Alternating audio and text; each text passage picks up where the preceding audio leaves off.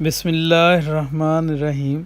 دوستو، آج ہم آپ سے بات کریں گے محمد فیاض کے متعلق۔ یہ ایک طرح کا پاکستان کا ہیرو ہے۔ اس کا تھوڑا سا پس منظر سن لیں۔ فیاض صاحب کا جو والد تھے وہ مقامی شوگر مل میں الیکٹریکل سپروائزر تھے۔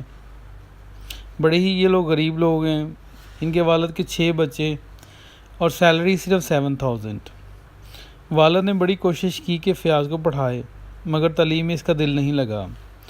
محمد فیاض کی خواہش تھی کہ وہ ایئر فورس میں چلا جائے، اور اس نے نصاب میں راشد منہاس کی کہانی پڑھی تھی، جس کا اس پہ بڑا اثر تھا۔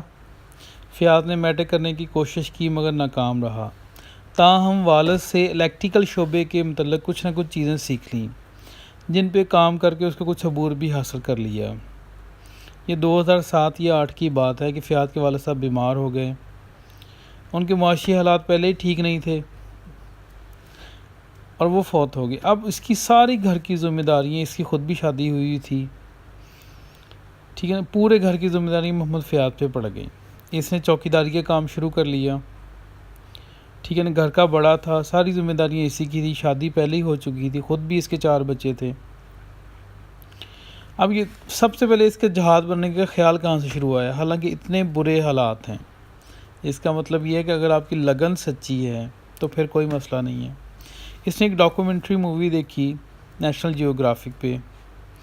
اس ڈاکومنٹری مووی کو دیکھنے کے بعد اس کو شوق تو پہلے ہی تھا جہاز بنانے کا یا چلانے کا، تو اس نے سوچا، اس نے دوبارہ پھر دیکھی اور اس نے اپنی سوچ پیدا کر لی کہ نہیں، میں یہ جہاز بنانا ہے۔ میں نے رات کو چوکیداری کرتا، دن کو اس نے پاپ کارن کے بھی بیچنے شروع کر دیے، ریڑھی لگا لی۔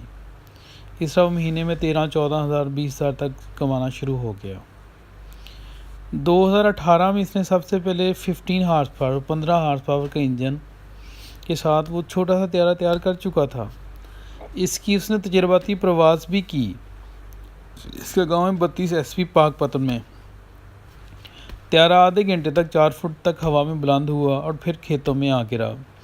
اس کا تجربہ جزوی طور پر کامیاب ہو گیا، تاہم اس نے کچھ خامیوں اور غلطیوں کی نشاندہی کر لی اور اندازہ لگا لیا کہ اب اسے مزید طاقتور انجن کی ضرورت ہے، مگر پیسے ختم ہو چکے تھے اس کے پاس۔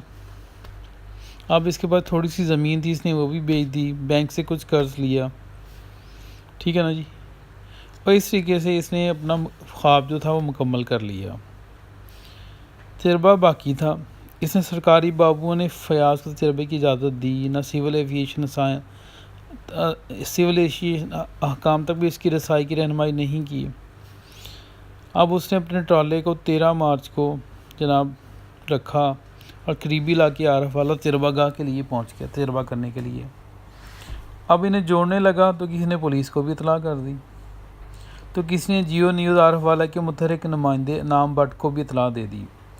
جو ہی محمد فیاض نے اپنا طیارہ جوڑا، پولیس موقع پہ پہنچ گئی اور اسے اس تخلیقی کام کی جرم کی سزا کے طور پر طیارے سمیت تھانہ رنگ شاہی عارف والا پہنچا دیا گیا۔ مگر اب اس میں چینج کہاں سے آئی؟ یہ جیو کے نمائندے نے اس کی خبر ٹی وی تک پہنچا دی اور اس کی لائیو فوٹیج جو تھی وہ فوراً ٹی وی میں چلنا شروع ہوگی۔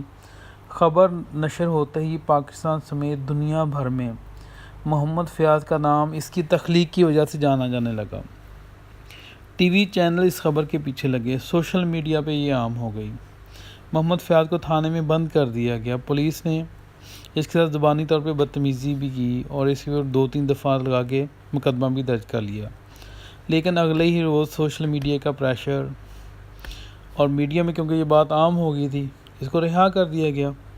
اس کا طیارہ پولیس کے پاس ہے، لیکن پھر اس نے اپیل کی آرمی چیف کو کہ میرا طیارہ واپس کیا جائے، سول ایویشن کے احکام اس کے ساتھ آ کے ملے۔ اس کا طیارہ بھی اس کو واپس ہو گیا۔ اب سنا ہے کہ پنجاب حکومت نے تقریباً 60,000 اس کو امداد بھی دے دی ہے۔ تو اس طریقے سے یہ اب تک کی اپڈیٹس ہیں اور یہ اس کی پوری سٹوری ہے۔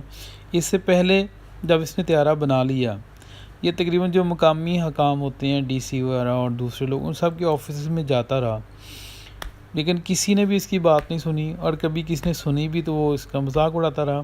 لیکن اس چیز سے ثابت ہوتی ہے، بھلا کوئی انڈر میٹرک ہو، کوئی کچھ بھی ہو، جب کوئی بندہ ٹھان لے کچھ کام کرنے کا اور لگن کے ساتھ کام کرے تو انشاءاللہ اس کو کامیابی ملتی ہے. اس میں سب کے لیے ایک سبق ہے. Thank you so much.